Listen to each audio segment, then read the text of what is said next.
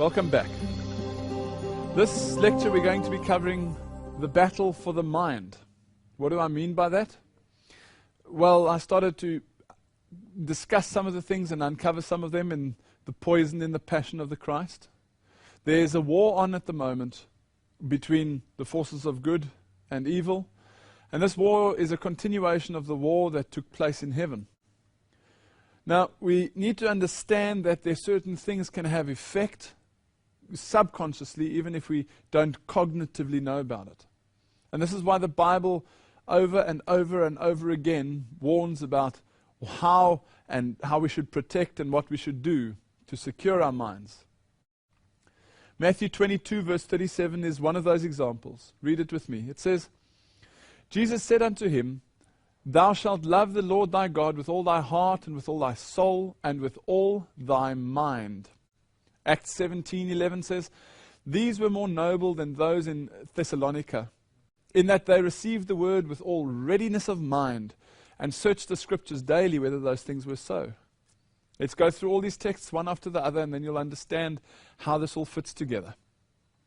Romans 12 verse 2 says, And be not conformed to this world, but be ye transformed by the renewing of your mind, that ye may prove what is that good and acceptable and perfect will of God.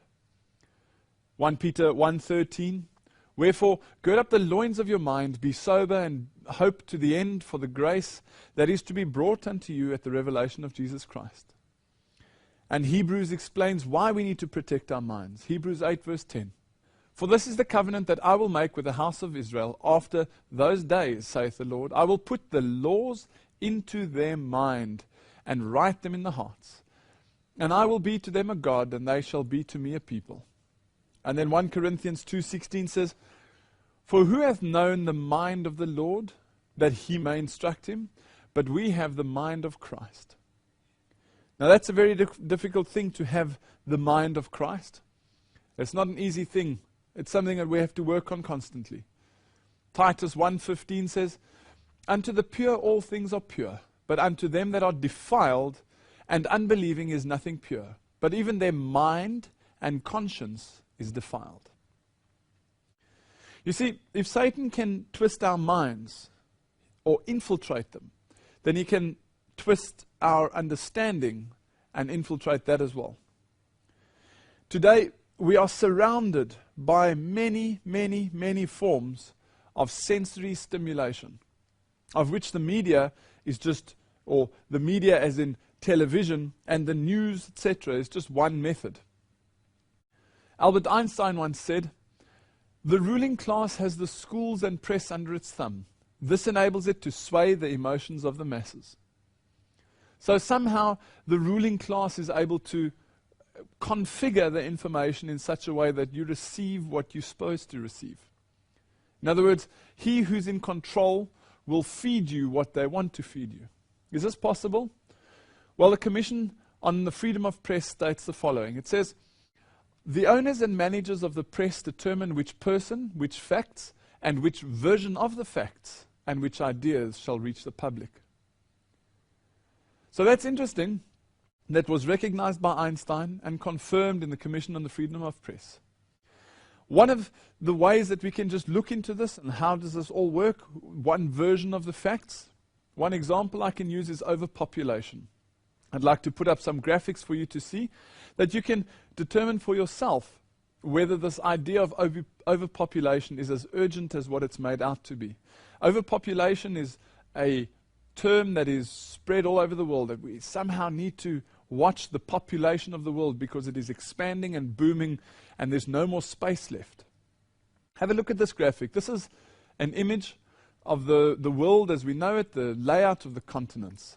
According to the CIA, the estimated population at July 2007 was 6.602 billion people. So it's just over 6 billion people on Earth. Now, 6.6 billion people, let's just analyze that concept and say, how much space would we need for 6.6 billion people? Well, we lived on a property that was 50 meters by 50 meters, 2,500 square meters, in other words. That's quite a large property. So let's take that for the average 4-member family. 50 meters by 50 meters, 2,500 square meters per 4-member family. If you were to divide that, you would come to 625 square meters per person. Now, you take 6.6 billion people and you multiply it by 625 square meters per person, you come to an enormous figure of 4,125 billion square meters. Now you divide this and it works out to 4.125 million square kilometers. That calculation is a simple way of illustrating what space would be needed to house a population of 6.6 billion people if each one was given 625 square meters.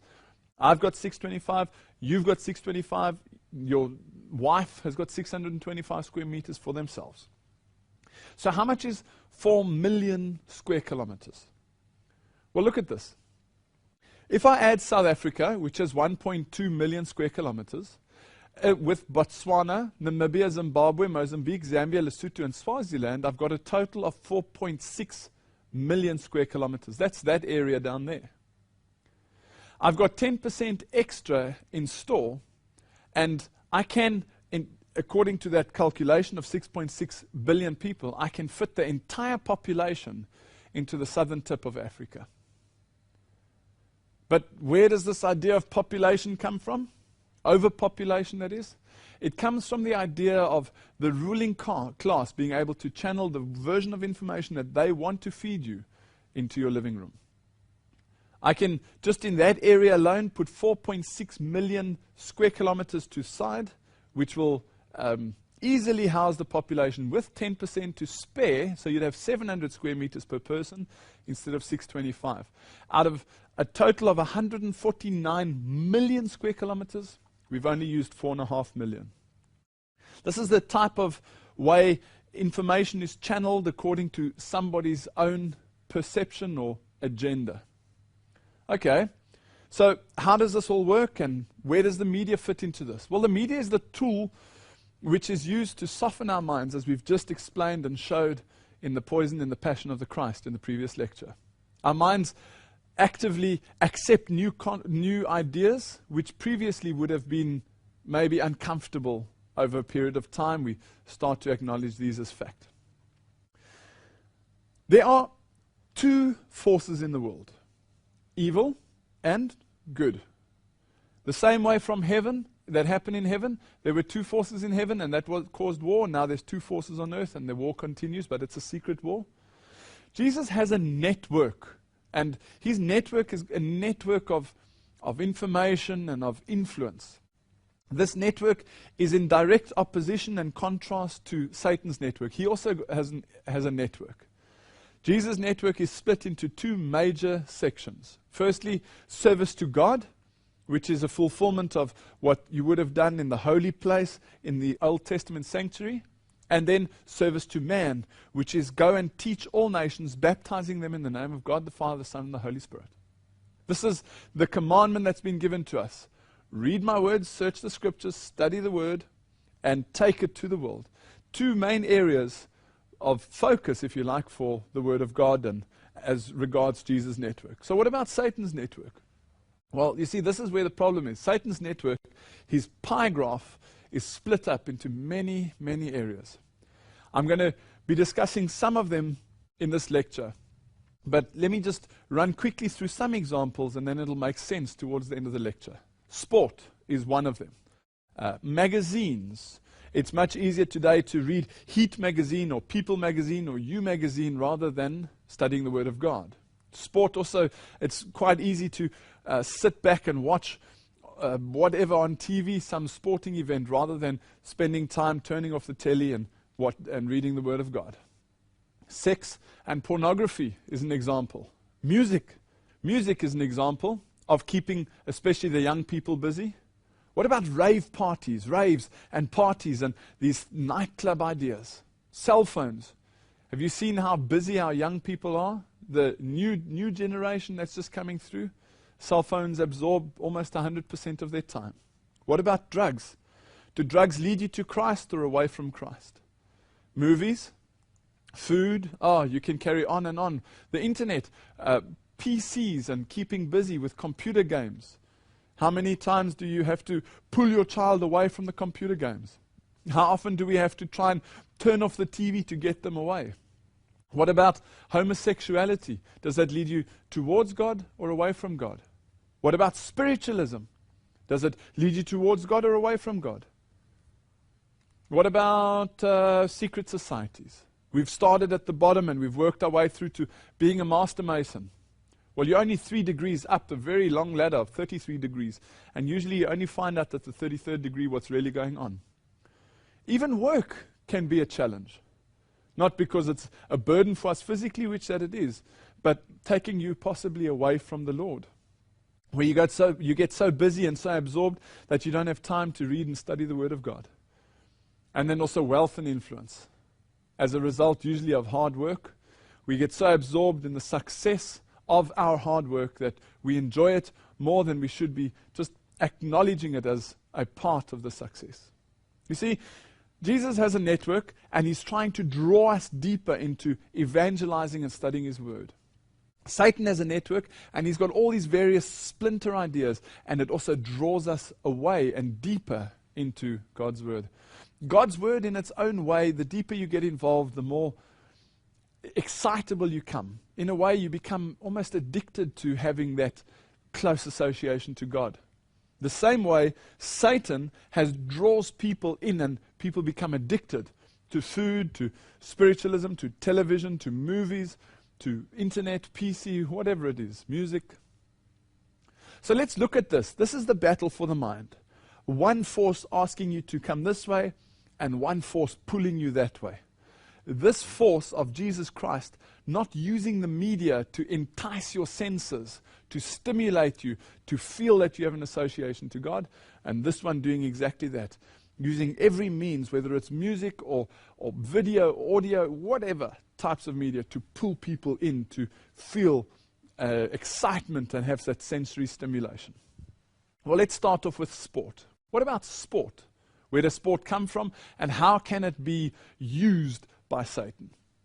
Well, we just need to go back in the lectures and analyze what was the war in heaven. It was Satan wanting to become God, and his fulfillment of that on earth would be, according to Ezekiel, either you face west and face the Shekinah glory and you worship God in the Holy of Holies, or you face east and you worship God according to sun worship. Well, Exodus 32 verses 2 to 6 explain, "And Aaron said to them, break off the golden earrings which are in the ears of your wives and of your sons and of your daughters, and bring them to me." He made it a molten calf. And Aaron made a proclamation and said, "Tomorrow is a feast to Jehovah." And they rose up early on the next day and offered burnt offerings and brought in the peace offerings. And the people sat down to eat and to drink, and they rose up to play. This is an age-old problem where the association between food and drink and having some entertainment still exists today. So let's ask an authority, and I'm not going to tell you who this is. Where does sport come from? What are the origins of sport? Let's just take polo as an example. Polo, according to the source, was well known to the Persians and restored to its original sun game significance by Akbar. Scoring a goal with a sun ball was equated with a triumph of light over darkness, good over evil.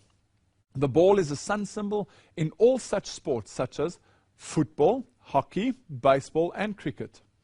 Baseball is related to the sun in the sundial shape and pattern of the field, as well as its rules and playing and scoring. Like all sports, baseball also embodies the sun's seasonal cycles in much the same way as the ancient ceremonial contests were held as part of fertility rites. Does this sound now familiar, now that you're starting to understand the language? Fertility rites, sun game, the generative principle. Who quoted this? Where does this come from? The sun game of polo and the sun ball, pointing at hockey and cricket and soccer and baseball, all playing with the sun ball, or the symbol of the sun. Who quoted that? Well, there it is. UNESCO, page 87 and 88, the sun in myth and art.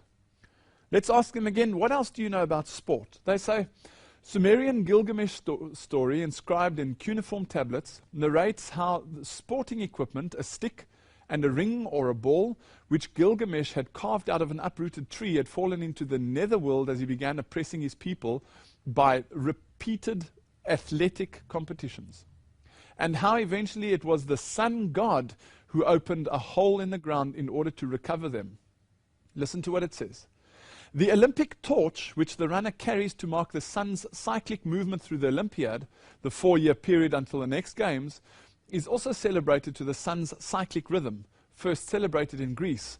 The games were ceremonial contests in honor of Zeus. Wow! So it's not only in the Gilgamesh story where they speak about sun worship, it was the sun god that saved them. Not only that, secondly, it is the Olympic torch, which is the embodiment that the Kara runs of the sun worship system. And that this sun worship system, through its cyclicity of every 4 years, is actually reminding people about the first games that were done in honor of Zeus. Do you remember when we did the 7 trumpets and the 7 seals, and we did the 7 churches? Do you remember there was a church where the Lord said, this is the seat of Satan, where Satan has his home? Well, that was a temple to Zeus. Who says this? UNESCO. Here we have an image of the sun, moon, and other planets floating above the head or overhead the 1992 Barcelona Games. The sun's association with sports predates the deities Heracles and Apollo in Greece, as is evident from the epic tale of the Sumerian hero Gilgamesh.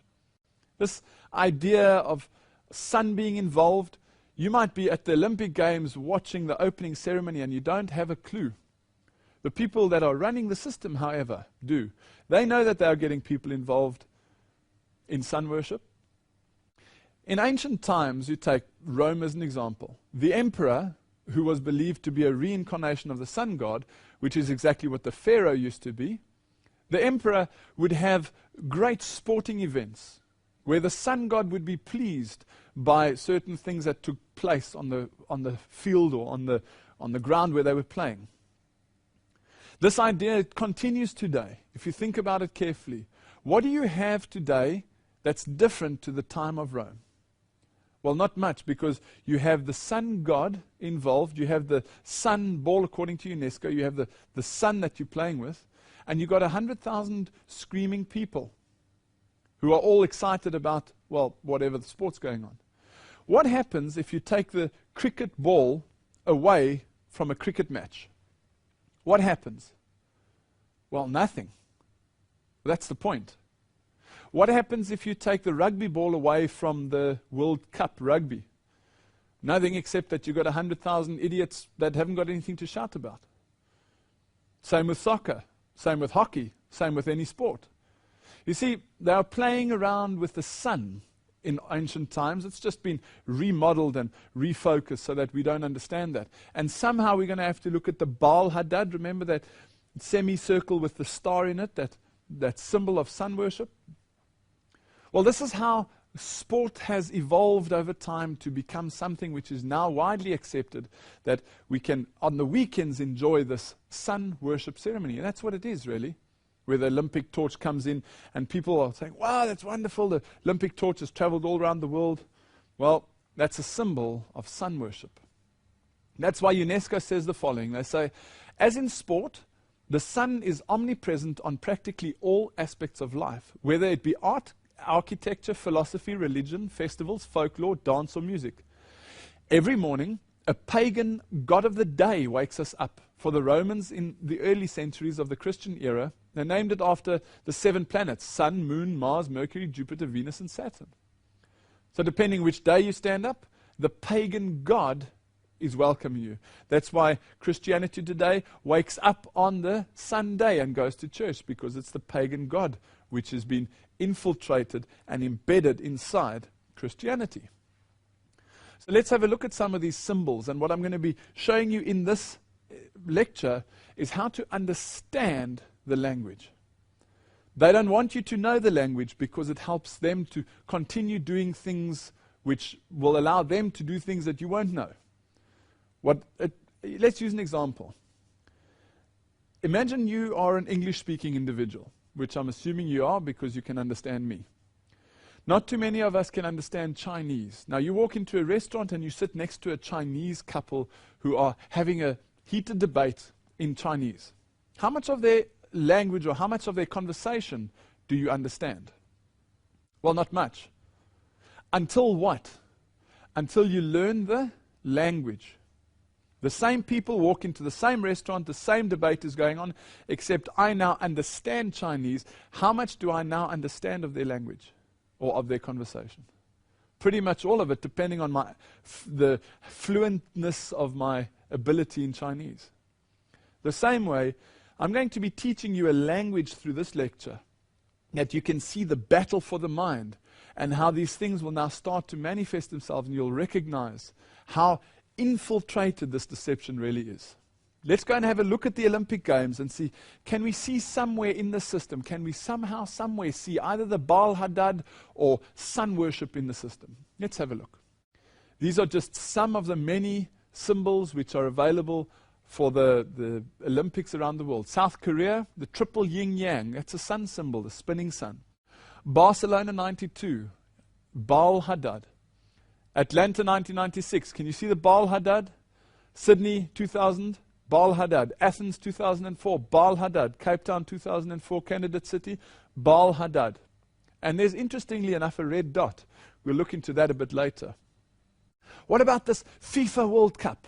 Well, we've just had this wonderful World Cup that's gone on, and man, it's been the most amazing time, supposedly, and people have enjoyed themselves. Well, stop for a moment and let's just rewind to 2006 and go to the European Soccer World Cup, or at least the Soccer World Cup that was in Germany. Can you remember what the symbol was? Well, there it is. Can you see on the left? Baal Hadad. And Korea, Japan in 2002? Baal Hadad. Even the trophy which is so revered and held up is a Baal Hadad, where the goddess is holding up either the chalice or the world like Atlas. Have a look, 1962, what the cup was that they used to hold up. See, this is the symbol of the goddess of sport. The sun worship symbol which is held up for all to be revered. Everybody chasing after some sun worship system.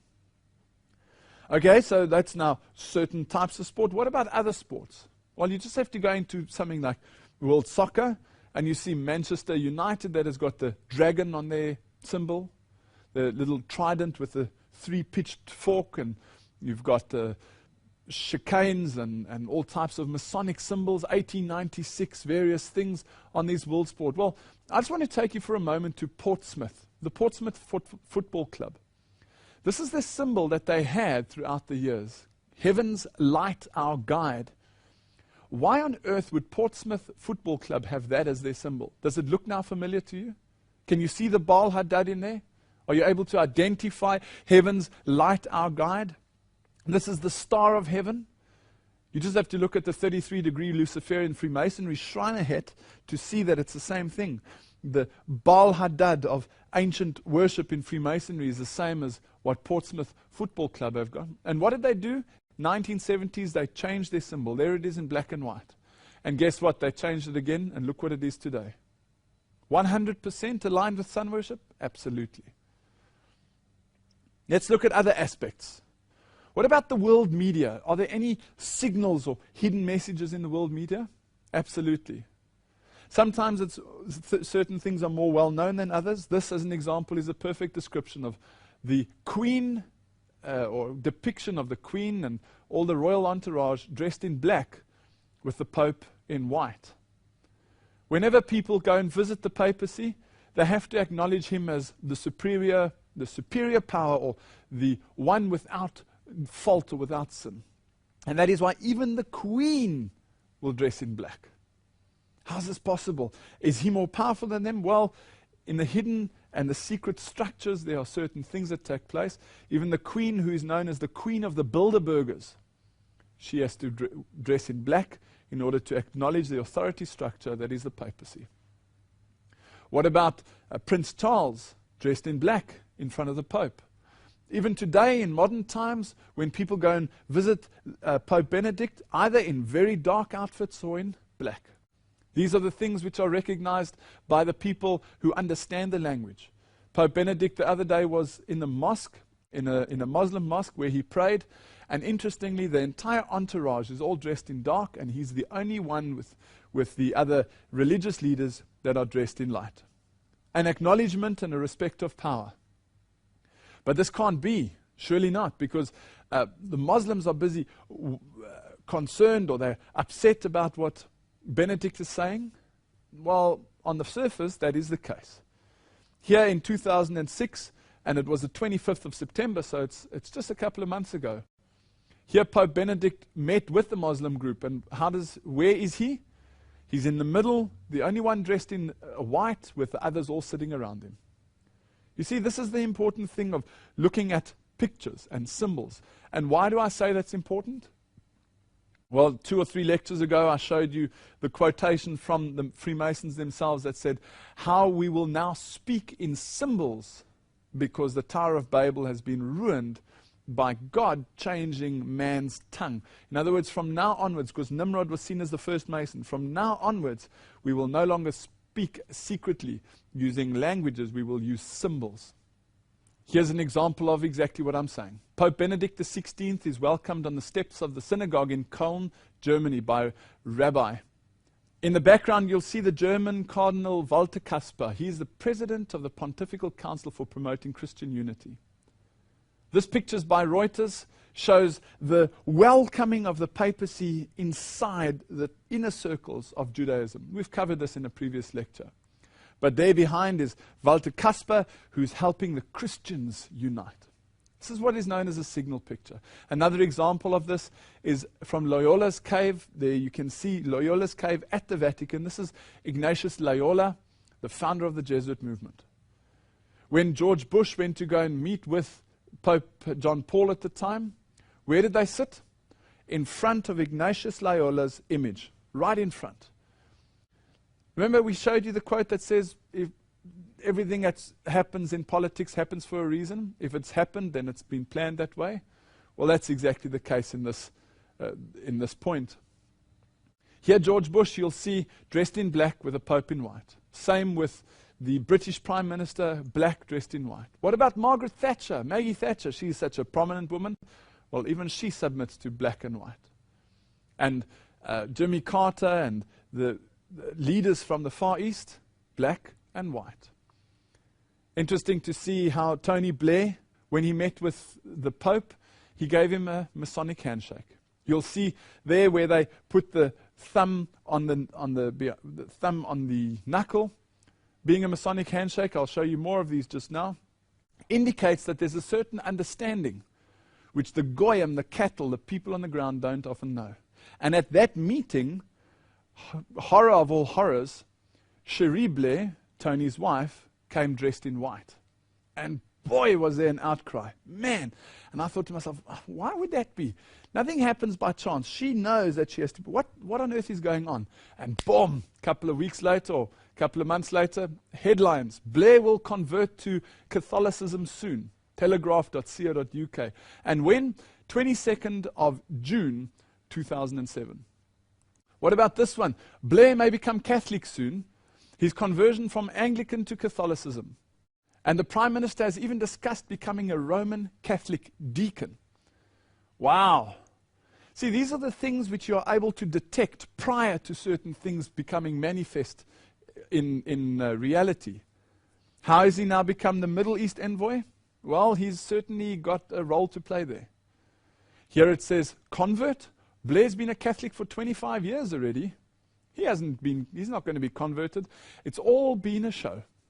I'm an Anglican, my wife's a Roman Catholic, but actually underneath the ground, because of this coming together of the Catholic and the Anglican Church, as we've showed in a previous lecture, inside he's actually been not only a Catholic, but he's even thinking of becoming a deacon. He's been a deacon for a Catholic for 25 years.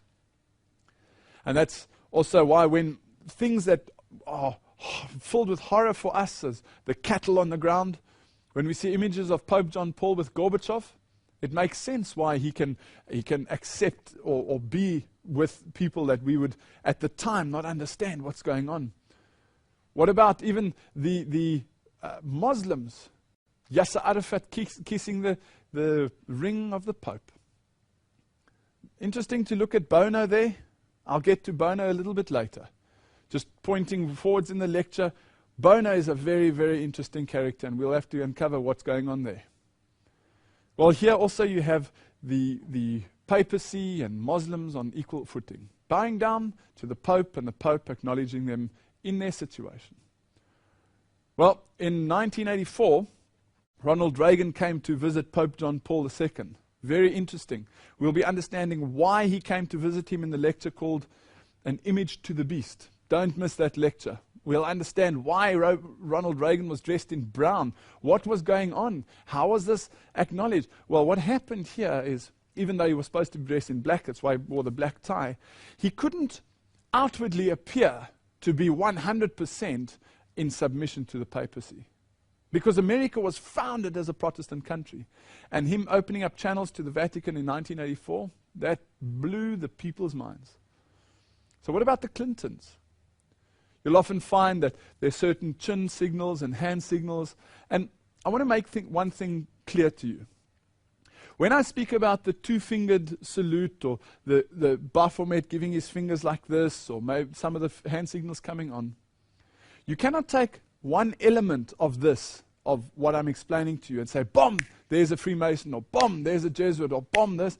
You've got to be very careful. All it is a trigger to wake up and be aware that they might be doing something or be part of something which most people aren't aware of. I often do a lecture and I give some of the hand signals, and if somebody were to take a photograph of me and plaster it on the website, well, they could get some pretty interesting ideas about what my focus is. So you've got to take this from a holistic perspective, but at the same time, understand that certain things are leaked out first to make sure that you understand exactly where they stand. Here, receiving communion. This is only something that can be done by somebody who is a Roman Catholic. This is in 1987, where Lisa is receiving the communion from Pope John Paul. Here's one of John Kerry receiving Holy Communion. On the top, you'll see he's wearing a suit, black suit, white shirt, and red tie. And on the bottom right, you'll see him, black suit, white shirt, blue tie. So what? So what? We'll get into that a bit later. Interesting to see that Bill Clinton accepting the host or the wafer, as is often denoted in public terms. What about Madiba? Is it possible that he can be a Roman Catholic? No, can't be, because he's associated to other religions. See, this is the problem, and this is when it becomes important to understand that there's an agenda involved. Not only is Madiba or Mr. Mandela associated to the Roman Catholic Church, or he is a Roman Catholic, otherwise he wouldn't be allowed to receive the host. He had a Hindu wedding, he had a Jewish wedding, and he was starting to fulfill this idea of this one world ecumenical religion, where it doesn't matter which God you bow down to, it's all the same thing. Here he receives the body of Christ. So what was I talking about, this black, white, red, and black, white, blue? Well, again, you cannot take it at face value as the only indication to prove that somebody's involved somewhere, but certainly it's a point to stand up and take notice, or sit up and take notice. Here you can see these are the debates that were held between Gore and Bush. You can see both of them, black, white, and a red tie. And the other time when Gore was debating Bush, Bush wore the red tie and Gore wore the blue tie. This is done for the cameras more than it's done for what's really going on in the system. If you just look at George Bush himself, you'll see sometimes he wears a blue tie, sometimes he wears a red tie.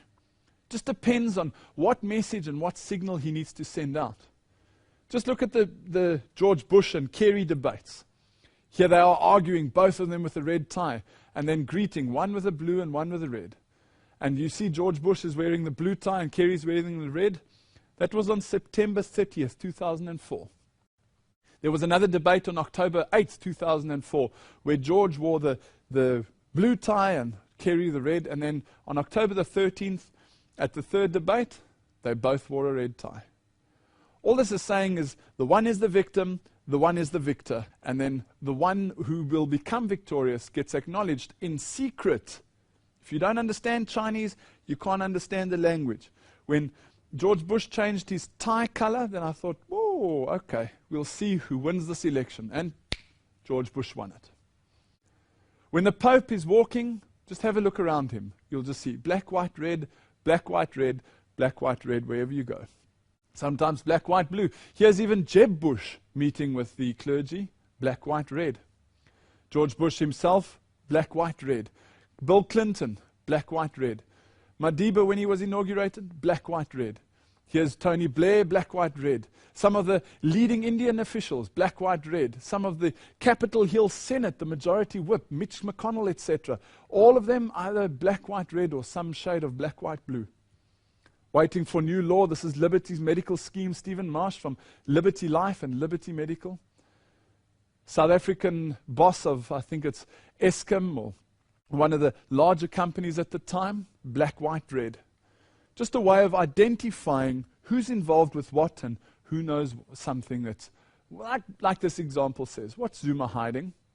When him and all his entourage are all in the same Masonic uniform, black, white, red. You see, George Bush and John Kerry were part of, or are part of, a secret organization called Skull and Bones. Now, I'm not going to get into a discussion on this in this lecture. There's just not enough time, and I'm throwing images at you that you can see and start to learn the language. Well, this secret organization is actually not so secret, or their participation in it is actually not so secret. As this example explains, it says, Wahlkampf der Schädelgruß ist. So this has got to do with the secret association in the Financial Times in Germany, that secret association and the affiliations that George Bush and John Kerry have got. The Order of Skull and Bones, or 322 as it's known, is called the Order of Death. And there's certain things that happen inside these tombs where they meet, which would just raise the hair on your back. What else can we see? What other hand signals? How do we know how to identify who's going on and who's doing what? Here you'll see President Thabo Mbeki greeting the members of parliament in what might be seen as a very friendly manner. The same thing from Mantu Chabalala Msimang, one of the highest ministers in South Africa. Tony Blair with the same signal. And then in business, what you find today more and more and more is mega mergers, mega coming together, all these mega associations getting together, and the little guys getting squashed while the big guys are coming together. Interesting to see how Jacob Zuma is photographed in his Masonic suit, black, white, red, with his eyes lifted towards heaven. Not only is the eyes up towards heaven a Masonic signal, but also when they drop the glasses and they put it on the nose. I'll show you some pictures about that later. Do you remember in one of the earlier lectures I showed you this rock band called Jesus and the Gurus, where they were a satanic band or a heavy metal band in line with Satan? And not only were they in line with him, but they used certain rituals and satanic things which were going on inside there. Here the rock leader or the main singer is wearing that demon, Lucifer, Messiah it says, and demon on top, wearing the upside down pentagram as a goat's head. There you see him with his demon on top and his black fingernails. Do you remember the hand signal that was going around in the audience at the time? It was that the two fingers up, and either with the finger on these two across or open. And open, it's supposed to mean I love you in hand signals or in sign language for deaf people. Well, again, this is one of the reasons why they would take something and use that and mutate and abuse it into a secret signal, meaning Satan himself. I'm not saying that. We take it directly from the Satanic Bible. Here it says, horned hand or the Manu Cornuto. This gesture is a satanic salute, a sign of recognition between and allegiance of members of Satanism or other unholy groups. It is a sign of recognition between those that are in the occult. It is also used at heavy metal and rock concerts to affirm their allegiance to the music's message and the band members. So this idea of the horns is something which is readily recognized. As Svali says, that is an old, well-known greeting of one of the Satanists to another. Usually the Illuminists are a lot more subtle and don't do that publicly. See, this is historically what would have happened. You don't do these signs publicly because you don't want people to really know what's going on. But as we're getting closer and closer to the end of time, and as the last of the prophecies are being fulfilled, these signs are becoming more and more prevalent, and you can see them openly. This is George Bush at his inauguration. Does that look familiar? Or maybe his wife? What about at the actual table of his inauguration? Can you see the Masonic suit? Black, white, blue. And his daughter? Again. There are many more that I'm going to show you, but I want you to understand that when he's approached on this, or he's asked, why do you do that? He says, oh no, I'm a Texas football fan, and the Texas, those are the horns of the Texas whatever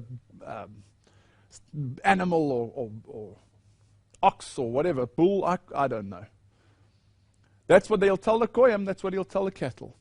But secretly inside, the people understand that this is a symbol of identifying where their allegiance is. Here you have Bill Clinton doing the same thing. And John Kerry campaigning in October 2004. This is one photograph that was done of him. Please notice in front the 666. And you'll see John Kerry wearing the Masonic outfit, black, white, blue. Not only that, Dio, who's a satanic rock band, they have that symbol on the chest as Satan, who's hooking up the people and throwing them into the lake of fire. And then you've got King Abdullah with Putin. Why would King Abdullah also be a Texas fan or of the Texas American football fan? What about Prince William? Is he a Texas fan? The rock band Metallica, are they all acknowledging Texas as the favorite band or favorite sporting team? Here George Bush again openly pointing out the two fingers. Even Tom Ridge, who was the former Homeland Security Director, and John Edwards, former North Carolina Senator, Democratic Vice Presidential candidate in 2004, same thing. Yasser Arafat does the same thing. George Bush again, even Prime Minister Berlusconi. You see, this is why we need to understand how far this infiltration has taken place. Who knows this? Who knows? This is mine. Are you telling me these people are all involved in satanic things? No, I'm not. They are.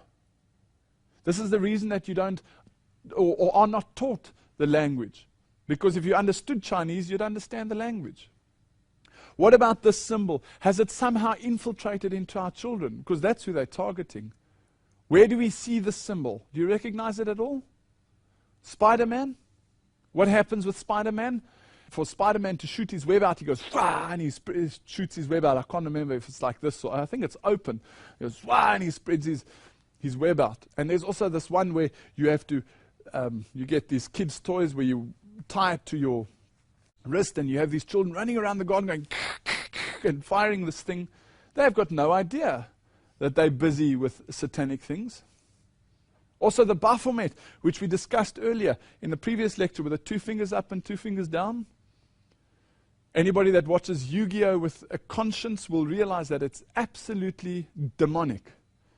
These children's stories are becoming more and more blatant in their demonic associations.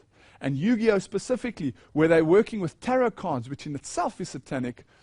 Every time you take a card and you throw the card down, you take it with the 2 fingers, the symbol of Baphomet, and you throw the card down and you fulfill that symbol of Baphomet. They're infiltrating the children's minds. They're trying to get them to be soft towards certain things that are going to take place later on in the world. What about Christian music?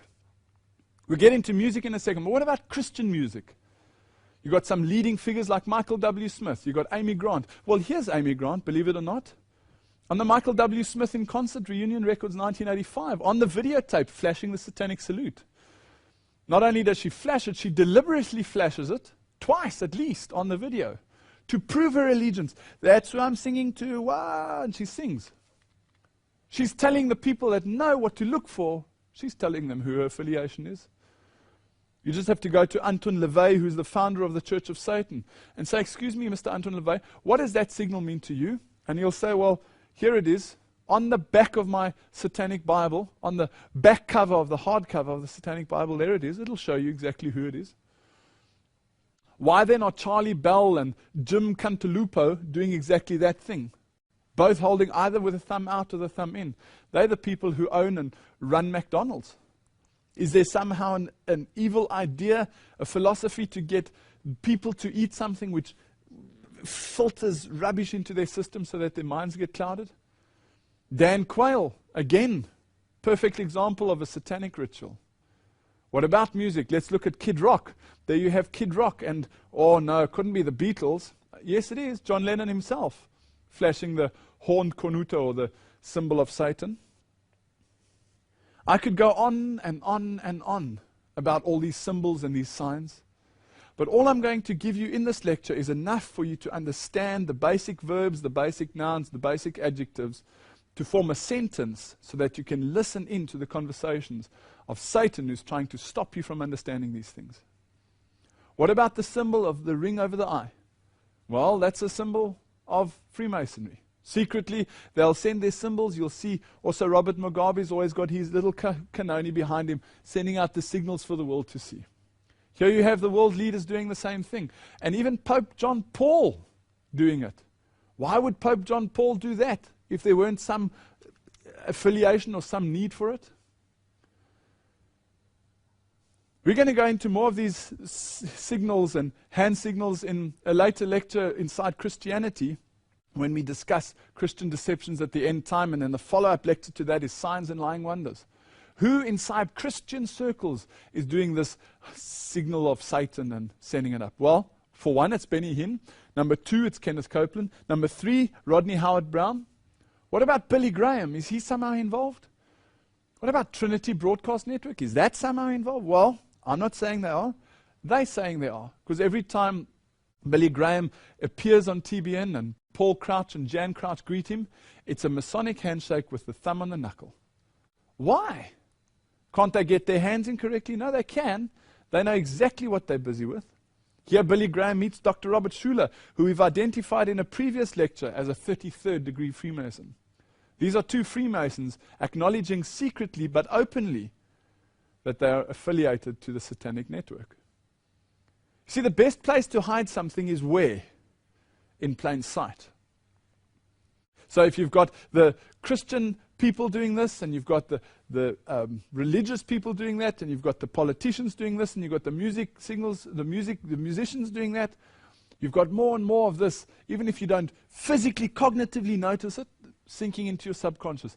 And if it's not in your life, it's in your child when he's flicking out this satanic signal for his Spider-Man or for Yu-Gi-Oh! As he spits out these tarot cards. Let me just run through some more just to show you how blatant this is.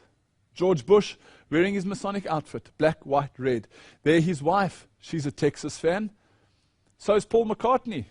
What about the leaders from the East wearing a Masonic outfit? Kid Rock again. There you have Bill Clinton and George Bush again and again and again. Here you have some, they look like they're from the porn industry. Kevin Spacey even, and musicians and musicians and more musicians.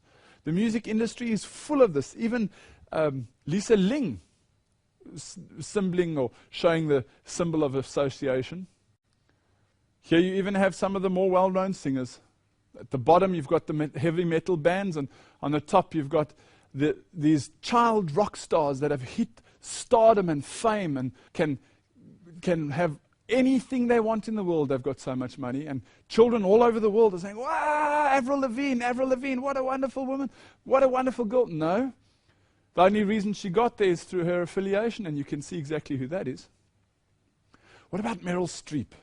Meryl Streep? Oh, she's such a wonderful lady. She should, no, come. Well, let's just, before you tell me or I tell you, let's go and ask them, right? In 2004, Angels in America, possibly the most evil TV series of all time, was aired on HBO. The directors were given the Golden Globe Awards. The movie depicted angels having sex with homosexuals and lesbians and praised communist spies like Ethel Rosenberg. Newsweek magazine ran this revealing picture of actress Meryl Streep, who starred in the movie, giving the sign of the devil just over the head of Angels in America director Mike Nichols. Often you don't know who you're dealing with until you find out who you're really dealing with. So what's this about Bono? How's Bono involved? Is Bono involved? Well, Bono is a fascinating individual. At the moment in the world, he's one of the most influential. You find him, "Can Bono save the world?" on the front of Time magazine. Not only that, you'll see him with Bill Gates, and you'll see him on the World Economic Forum. You'll see him sitting next to Bill Clinton and Kofi Annan. Who is this man? How can he get to George Bush and Jesse Helms? Well, it's quite simple when you're wearing a bent cross hanging across your chest. If you are as influential as somebody like that is, and you understand the occult symbols that I'm going to explain to you now that he sends out, and you're wearing openly for the people, insiders, to see who your affiliation is, you can get into pretty high places. Again, Bono, rock star on a mission. Not only is he on a mission, he's the only one that can put sunglasses on the Pope. Here you have him putting sunglasses on the Pope. I mean, who is this man? What gives him the power to be able to do this? Why is he with all these people? Gorbachev wearing the red tie and Bill Clinton wearing the blue tie. What about this 4664 Nelson Mandela rock concert where Bono was one of the leading promoters of it? Well, let's tell you what they say. Mandela's prison number seems to have morphed from 4664 to 4664.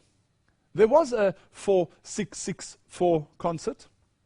Katie Malua herself says, "I did a Nelson Mandela gig called 4664, which raised the awareness of AIDS, and I was asked by Queen, the band who are my heroes, to sing one of their songs, 'Too Much Love Will Kill You,' with them."